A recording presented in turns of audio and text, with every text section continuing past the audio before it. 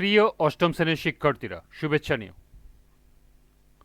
আজকে আমি তোমাদের 2025 সালের বিজ্ঞান বিষয়ের নতুন বই থেকে চতুর্থ অধ্যায় উদ্ভিদের বংশবৃদ্ধি এর পার্ট 4 থেকে সম্ভাব্য প্রশ্ন ও কাজের সমাধান করে দেব।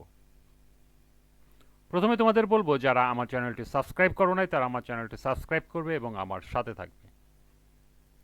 তাহলে চলো আমরা ক্লাস শুরু করি। পার্ট 4, যৌন জনন। ফুল থেকে ফল ও ফল থেকে বীজ হয়, বীজ থেকে নতুন গাছের জন্ম হয়।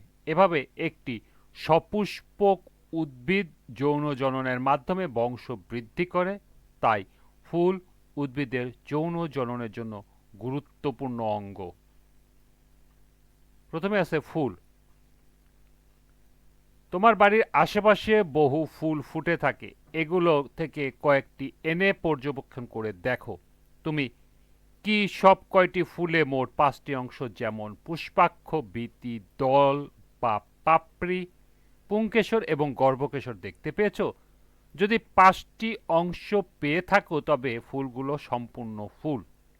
আর যদি কোনোটিতে এই 5টি অংশের মধ্যে একটি বা দুটি অংশ না থাকে তবে সেই ফুলগুলো হবে অসম্পূর্ণ ফুল।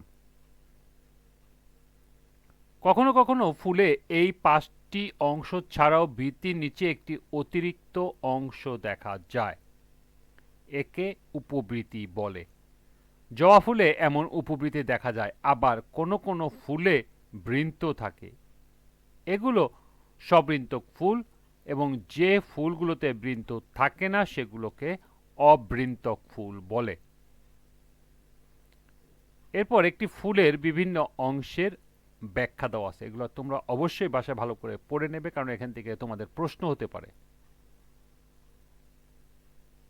ফুলের বিভিন্ন অংশে প্রথমে আছে বৃতি। ফুলের সবচেয়ে বাইরের স্তবকটি বৃতি। এরা সাধারণত সবুজ রঙের হয়। বৃতি খণ্ডিত না হলে সেটি যুক্ত বৃতি, কিন্তু যখন এটি খণ্ডিত হয় তখন বিযুক্তি বৃতি বলে। এর প্রতি খণ্ডকে বৃত্তাংশ বলে। বৃতি ফুলের অন্যান্য অংশগুলোকে, বিশেষত কুঁড়ি অবস্থায়, রোদ, বৃষ্টি, পোকামাকড় থেকে রক্ষা করে। এরপর আছে দলমণ্ডল বা পাপড়ি। এটি বাইরের দিক থেকে দ্বিতীয় স্তবক। কতগুলো পাপড়ি মিলে দলমণ্ডল গঠন করে। এর প্রতিটি অংশকে পাপড়ি বা দলাংশ বলে। পাপড়িগুলো পরস্পর যুক্ত, যেমন ধুতরা, অথবা পৃথক, যেমন জবা। অর্থাৎ পাপড়িগুলো যদি পরস্পরের সাথে একটা পাপড়ি যুক্ত অবস্থায় থাকে তখন তাকে বলা হয় যুক্ত পাপড়ি, যেমন ধুতরা ফুলের। আবার পাপড়িগুলো পৃথক থাকতে পারে, যেমন জবা ফুলের পাপড়ি। এরা বিভিন্ন রঙের হয়। দলমণ্ডল রঙিন হওয়ায় পোকামাকড় ও পশুপাখি আকর্ষণ করে এবং পরাগায়ন নিশ্চিত করে। এরা ফুলের জন্য অংশগুলোকে রোদ, বৃষ্টি থেকে রক্ষা করে। এরপর এলো পুংস্তবক বা পুংকেশর। এটি ফুলের তৃতীয় স্তবক। এই স্তবকের প্রতিটি অংশকে পুংকেশর বলে। পুংকেশরের দণ্ডের মধ্যে অংশকে পুংদণ্ড এবং শীর্ষের থলের মতো অংশকে পরাগধানী বলে। পরাগধানীর মধ্যে পরাগরেণু উৎপন্ন হয়। পরাগরেণু থেকে পুংজনন কোষ উৎপন্ন হয়। এরা সরাসরি জনন কাজে অংশগ্রহণ করে। এরপর স্ত্রীস্তবক বা গর্ভকেশর।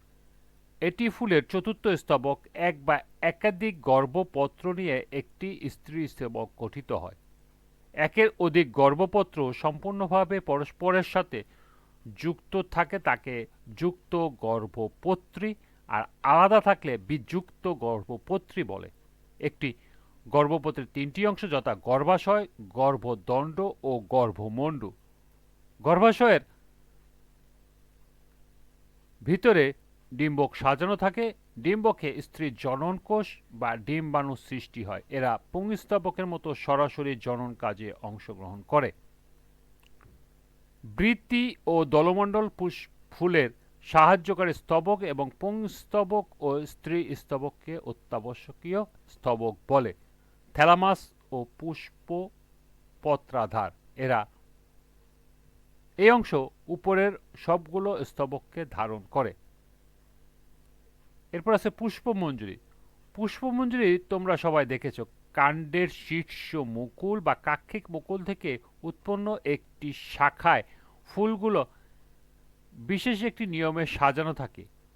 ফুলগুলো এই শাখাকে পুষ্পমঞ্জরি বলে। পরাগায়নের জন্য এরা খুবই গুরুত্বপূর্ণ বেশি, কারণ এই শাখায় বৃদ্ধি অসীম হলে অনিয়ত পুষ্পমঞ্জরি এবং বৃদ্ধি সসীম হলে তাকে নিয়ত পুষ্পমঞ্জরি বলে। এই পাঠে একটি কাজ দেওয়া আছে, লক্ষ্য করো 37 পৃষ্ঠার নিচে একটি কাজ দেওয়া আছে।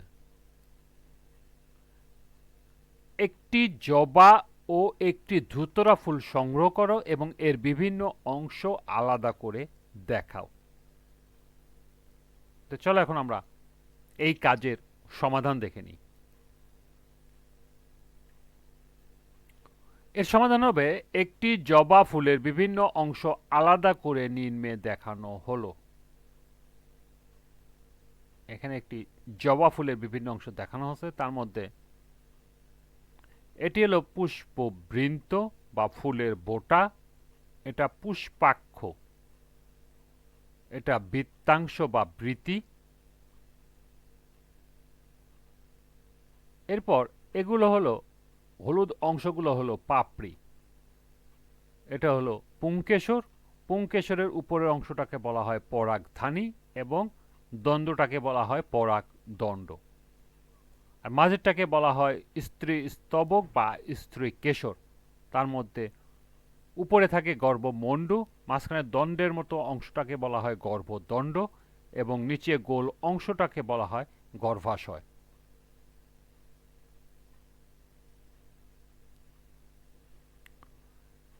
এরপর একটি ধুতরা ফুলের বিভিন্ন অংশ আলাদা করে নিম্নে দেখানো হলো। এটি হলো একটি ধুতরা ফুলের বিভিন্ন অংশ।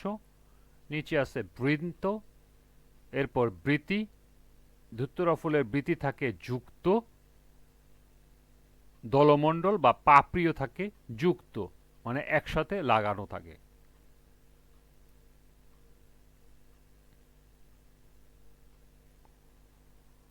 আজকের ক্লাসটি এ পর্যন্তই। পরবর্তী ক্লাসে পার্ট 5 ও 6 থেকে এর কাজগুলো সমাধান করে দেব। সবাইকে আবারও বলছি, যারা আমার চ্যানেলটি সাবস্ক্রাইব করো নাই তারা আমার চ্যানেলটি সাবস্ক্রাইব করবে এবং আমার সাথে থাকবে। সবাইকে পরবর্তী ক্লাস দেখার আমন্ত্রণ জানিয়ে আজকের মতো আমি এখানে বিদায় নিচ্ছি। আল্লাহ।